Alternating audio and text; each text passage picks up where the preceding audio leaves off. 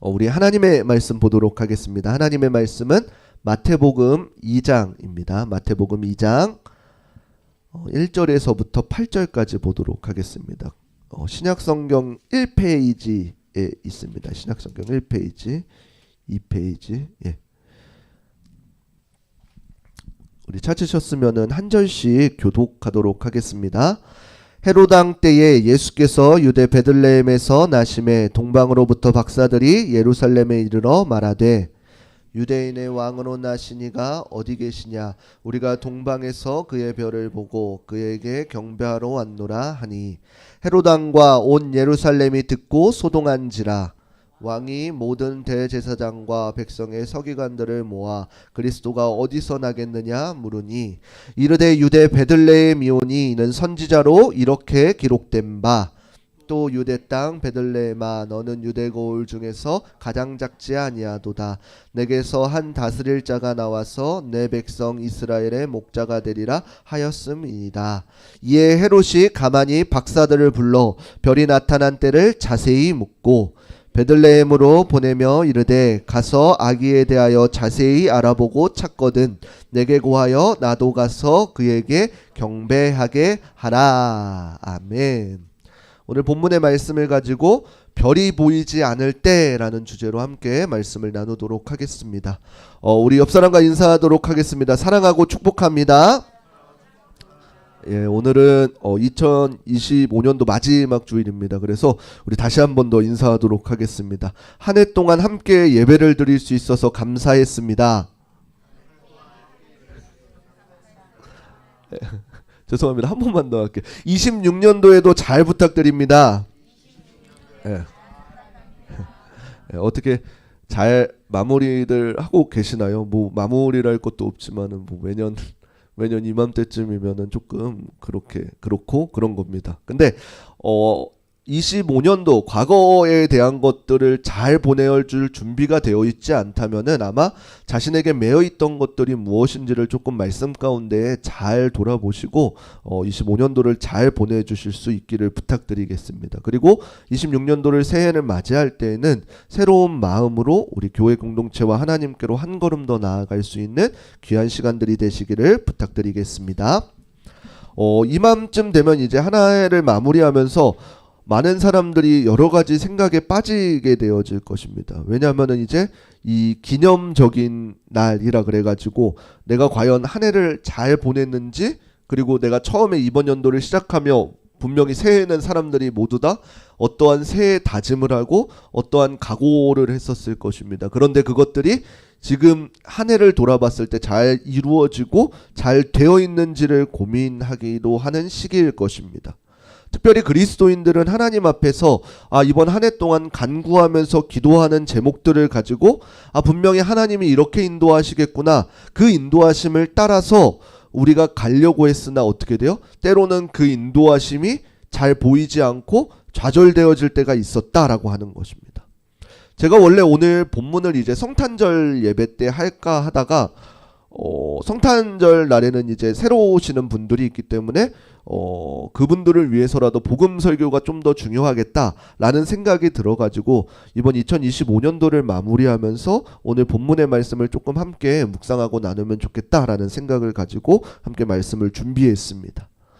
만약에 하나님께서 인도하심이 보이지 않고, 만약에 우리가 누군가에게나 처음 하나님을 만났을 때 하나님께서 우리에게 보여주시고 그 마음을 가지고 내가 이제 열정있게 신앙생활을 하였던 그러한 시기들이 모두 있었을 것이나, 어느 순간 그 시기가 지나가다 보면 어떻게 되나요? 어느 순간에서부턴가 나도 모르게 힘을 잃고 갈피를 잡지 못하는 상황 가운데 오게 되어지면은 우리는 오늘 본문 말씀 가운데 새 힘을 얻고 그리고 하나님의 뜻을 분별할 수 있는 시간이 되시기를 주님의 이름으로 축복합니다. 오늘 본문을 생각해 보면은 아마 성탄절 예배가 다들 떠오르실 것입니다. 아마 교회를 조금 다니신 분들은 이 본문을 읽으면 동방박사 별 이야기 나오면은 무엇이 자연스럽게 이어지냐면은 이제 학생들이 연극하는 거, 불 꺼먹게 해두고 별 저기 띄워놓고 낙타탄 동방박사들이 이렇게 걸어가는 그 모습들을 아마도 떠오르실 것입니다. 그런데 우리가 이 본문을 조금 성경적으로 잘 파헤쳐 보면은 너무나도 큰 은혜가 있습니다. 그것은 무엇이냐면은 이 당시에 동방박사, 동방이죠. 이제 박사라는 이 동방박사라는 직책들은 무엇이었을까요? 그 하늘에 있는 그 별들을 보면서 그 나라의 어떤 운세를 점치는, 오늘날 같았으면 약간 미신적이지만 이 당시에는 어땠냐면은 이 점성술이라는 것이었습니다. 이 점성술은 그 당시에 개인뿐만 아니라 고대 어떤 나라의 집단의 운명을 좌우하는 중요한 연구 대상이었습니다. 그것이 오늘날에는 많은 미신이 되었지만 당시에는 그것을 연구하고 그것을 통해서 그 나라의 운명을 점지하였다라고 하는 것입니다. 그리고 그 천문학적인 것들을 보면서 연구했던 사람이 바로 동방박사였습니다. 이 동방박사들이 본 별은 무엇이냐면은 단순한 별들이 아니라 어떠한 초자연적인 하나님의 인도하심의 별이었습니다.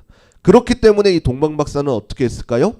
자신이 그동안 일구어왔던 터전들을 내버려두고 그 별이 도대체 무엇을 의미하는지 그 별을 향해서 쫓아가게 되었다라고 하는 것입니다. 아마도 이 믿음이 얼마나 큰 믿음인지 모르겠습니다. 자신의 삶이 있음에도 불구하고 그 별 하나를 보고 그 별의 인도하심을 따라 자신의 것을 내려놓고 떠나게 되었다라고 합니다. 그런데 한 가지 더 중요한 것은 무엇이냐면은 이들이 유대 땅에 들어왔더니 어떠한 일이 일어났냐면은 그동안에 동방에서부터 그 별을 따라서 동방박사들이 왔는데 그 별이 유대에 이르러서는 어떻게 되었냐면은 그 별이 사라지게 되었다라고 하는 것입니다. 그들이 지금까지 자신의 터전들을 다 버리고 그 유대 땅에 왔는데 그곳에서 이제 그들을 인도하는 별들이 사라졌습니다. 그때 그 동방박사들의 허무함은 얼마나 컸을까요? 근데 그 동방박사들도 나름 지식인인지라 한 가지 생각을 하게 되어졌습니다. 지금까지 이 별을 보고 우리가 왔는데 분명히 이 별의 운명을 점쳐보았더니 한 나라, 큰 나라의 왕이 세워질 것이다 라고 하고 그것을 보고 왔습니다. 그리고 유대 땅에 가서 그 별이 사라진 것을 보고 그들이 생각한 것은 무엇인가요? 이 별이 분명히 유대 땅에서 사라졌으니까 이것을 의미하는 것은 유대인의 왕일 것이다 라는 생각을 했을 것입니다. 그리고 그 동방박사들이 그것을 생각하고 간 곳이 어딜까요? 그 당시에 유대 땅의 왕이었던 헤롯 왕에게 나아갔다라고 하는 것입니다. 마태복음 2장 2절 말씀 우리 함께 읽어보겠습니다. 함께 읽겠습니다. 유대인의 왕으로 나시니가 어디 계시냐? 우리가 동방에서 그의 별을 보고 그에게 경배하러 왔노라 하니. 아멘. 이 유대 땅에서 분명 별이 사라졌기 때문에 동방박사들이 생각하기에는 무엇인가요? 이것이 분명히 유대인의 왕일 것이다 라고 하고 헤롯궁을 찾아가게 된 것입니다. 그리고 이것을 들은 헤롯 왕 그리고 헤롯 궁은 발칵 뒤집어지게 되어진 것입니다. 혹시 이것을 생각해 보았나요? 왜 하필 유대 땅에서 동방박사들을 인도하던 별이 사라져서 그로 인해 헤롯궁에 알게 되어지고 결국에는 그 헤롯궁에 알려짐으로 인해서 어떠한 그곳에 재앙이 일어나게 되어지죠? 2살 아래로부터 모든 아이들이 죽게 되어지는 결과를 맺게 되었다라고 하는 것입니다. 그런데 아마도 우리의 삶 가운데에서도 마찬가지일 것입니다. 처음에 우리가 하나님께 은혜를 받고 이것이 정말 나를 향하신 하나님의 뜻이구나 라는 뜻을 가지고 나아갈 수 있습니다. 그리고 나에게 하나님께서 이렇게 인도하시고 계시구나 그 인도를 맛볼 수도 있습니다. 그리고 그 길을 걸어가고 있는데 어느 순간에서부터인가 어떻게 돼요? 혼자가 되어버린 것 같은 느낌을 받을 때가 우리는 너무나도 많다라는 것입니다. 내가 이 길을 가고 있는 게 맞는 것인지 아니면 이 길을 가지 않아야 되는 것인지 잘 분간이 되지 않을 때도 있다라고 하는 것입니다. 그런데 이것을 한켠에서도 보면 어떠한가요? 동방박사를 안내하던 별이 만약에 다이렉트로 그 베들레헴 작은 땅에 임하게 되었다라고 생각해 보세요. 그 예수님께서 낳으신 그 말구유의 그 공간에 그 별이 그대로 있고 태어나게 되었다라고 생각해 보세요. 만약에 이 동방박사들이 그 아기 예수님을 보고 그 말구유 허름한 곳에 나신 예수님을 보고 이 예수님이 왕이 될 자다 라고 그들이 예물을 드리게 되었을까요? 아마 성경에는 이것이 기록되어 있어서 저는 어떠할지 잘 모르겠습니다. 그러나 그들의 생각 가운데에서도 들려있던 것은 무엇인가요? 분명히 왕이라면은 왕궁에서 태어날 자일 것이다 라는 생각을 갖고 헤롯궁으로 가게 되었다라고 하는 것입니다. 그러나 그 별이 사라짐으로 인해서 어떻게 되었나요? 헤롯 왕이 그 동방박사들의 말을 듣고 한 행동들을 보면은 마태복음 2장 4절 말씀 우리 함께 읽어보겠습니다. 함께 읽겠습니다. 왕이 모든 대제사장과 백성의 서기관들을 모아 그리스도가 어디서 나겠느냐 물으니. 아멘. 이게 무슨 말인가요? 현직 왕 헤롯 왕이 이제 대제사장들과 백성들과 서기관들을 모두 모아놓고 이야기한 것이 무엇이냐면은 그리스도가 이제 어디서 나겠느냐라고 이렇게 묻게 되어진 것입니다.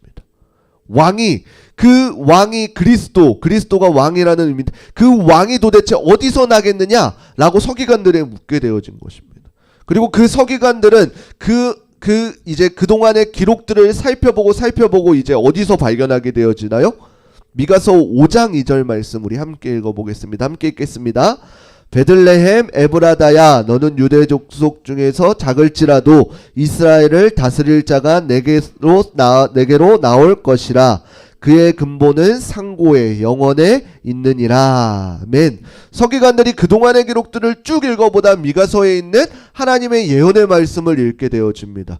베들레헴 작은 자에서 이 땅을 다스릴 자가 나올 것이다 라고 하는 것입니다. 그 말을 헤롯 왕이 듣고 헤롯 왕이 어떻게 반응되었을까요? 헤롯 왕은 이제 나름대로 머리를 쓰게 되어집니다. 헤롯 왕이 머리 쓴 것은 무엇인가요? 만약에 그 왕이 될 자, 특별히 성경에서 예언되어 있었던 그 아기 예수가 태어날 곳에 가서 이제 그 자를 죽이면은 어떻게 돼요? 자신의 왕위가 영원할 것이다 라는 생각을 가지고 이제 그 동방박사들한테 무엇을 이야기하나요? 마태복음 2장 8절 우리 함께 읽어보겠습니다. 함께 읽겠습니다. 베들레헴으로 보내며 이르되 가서 아기에 대하여 자세히 알아보고 찾거든 내게 구하여 나도 가서 그에게 경배하게 하라. 아멘.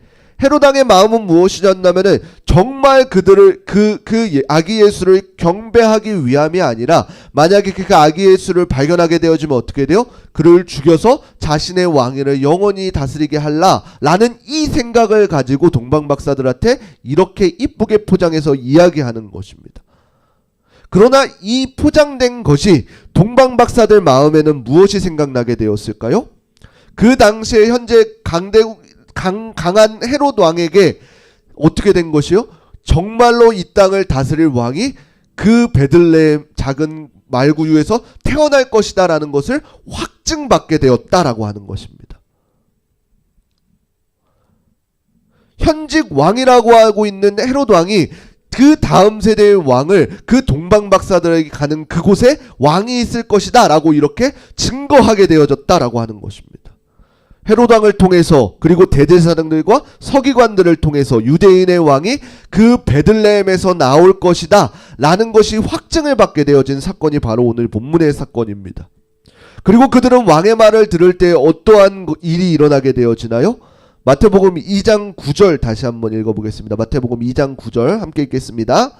박사들이 왕의 말을 듣고 갈새 동방에서 보던 그 별이 문득 앞서 인도하여 가다가 아기 있는 곳 위에 머물러 서 있는지라. 아멘. 이제 왕의 말을 듣고 그 베들레헴으로 가는 그 와중 가운데 다시 어떠한 일이 일어나게 되어지나요? 그들을 동방에서부터 이끌어오던 그 별이 그 베들레헴 작은 곳 위에 다시금 머무르게 되었다라고 하는 것입니다.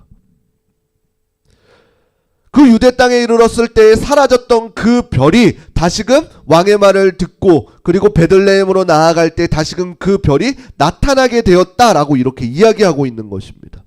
그리고 그곳에 갔을 때 어떠한 일이 일어나게 되어지나요? 아기 예수님을 만나게 되어지고 그 앞에 그들이 가져왔던 황금과 유약과 몰약을 예물로 드리게 되어지는 첫 번째 사람들이 되어지게 되어진 것입니다. 우리가 이 사건을 생각할 때 한 가지 생각해 보았으면 좋겠습니다. 동방박사 입장에서 이제 처음에 그 별이 끊이지 않고 그 베들레헴에서만 머물러 있었다면 그들은 어떻게 했을까요?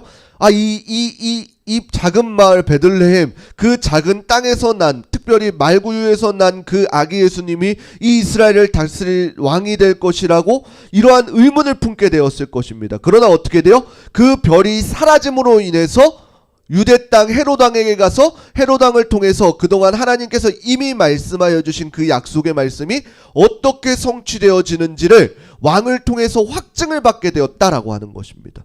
물론 왕의 마음은 그렇지 않을지라도 어떻게 돼요? 하나님께서는 하나님의 방법대로 인도하고 계신다라고 하는 것입니다.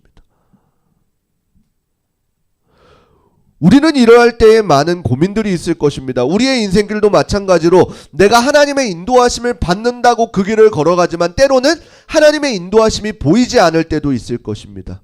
그런데 중요한 것은 무엇인가요? 그 길 가운데에서도 여전히 함께 하시는 하나님께서는 우리를 하나님의 방법으로 인도하시고 계십니다. 내가 왜 이러한 일이 생겨? 왜 이러한 악재들이 나에게 있는 것이야? 이렇게 생각할 때에도 하나님께서는 어떻게 하시나요? 하나님의 방법으로 더욱더 우리에게 좋은 모양으로 선물하기를 원하신다라고 하는 것입니다. 만약에 이 동방박사들이 유대 땅에서 이 별이 사라졌을 때 뭐야 내가 그동안 믿고 따라온 이 별이 여기서 사라져 버리다니 어떻게 하지? 하고 고향으로 돌아갔다면 어떻게 할까요? 결코 그들이 예수님을 만나지 못하게 되었을 것입니다. 그럼에도 불구하고 어떻게 되어졌나요? 이들은 그 별들이 가는 것을 포기하지 않고 그들의 비록 생각대로지만 그 세상의 방법대로이지만 하나님의 말씀을 듣고 따라갔을 때에 하나님께서는 예수님을 만나게 되어지는 첫 번째 사람으로 이 동방박사들이 될 수 있는 은혜를 베풀어 주셨다라고 하는 것입니다. 우리가 한 가지 생각해야 될 것은 우리가 하나님께로 나아간다는 건 결코 속도의 싸움이 아니다라고 하는 것입니다. 누군가는 하나님께 내가 올인하기로 했으면 하나님 앞에 직진으로 나아가야지 이런 생각들을 너무나도 많이 할 것입니다. 그러나 분명한 것은 내가 바로 간다고 해서 하나님의 인도하심이고 바로 가지 않는다고 해서 하나님께서 나를 버리신 것이 아니다라는 사실인 것입니다. 때로는 우리 앞길 가운데 별이 보이지 않을 때도 있고 그래서 그 길이 무엇을 뜻하는지 모를 때도 있을 것입니다. 그러나 분명한 것은 무엇인가요? 그 길, 그 별을 따라서 포기하지 않고 간 동방박사들의 끝은 무엇이었나요? 예수님을 만나게 되어져 있다라고 하는 것입니다. 우리가 2025년도를 마무리하면서 우리의 삶에도 반드시 누군가는 잠시 별이 보이지 않을 때도 있을 것입니다. 내가 처음에는 어떠한 열정으로 시작했다가 그 열정이 목표를 잃고 식어버릴 때도 있을 것입니다. 그러나 분명한 것은 무엇인가요? 그곳 가운데 여전히 저와 여러분과 함께 하시는 하나님의 인도하심이 우리를 함께 인도하고 계시다라는 이 사실인 것입니다.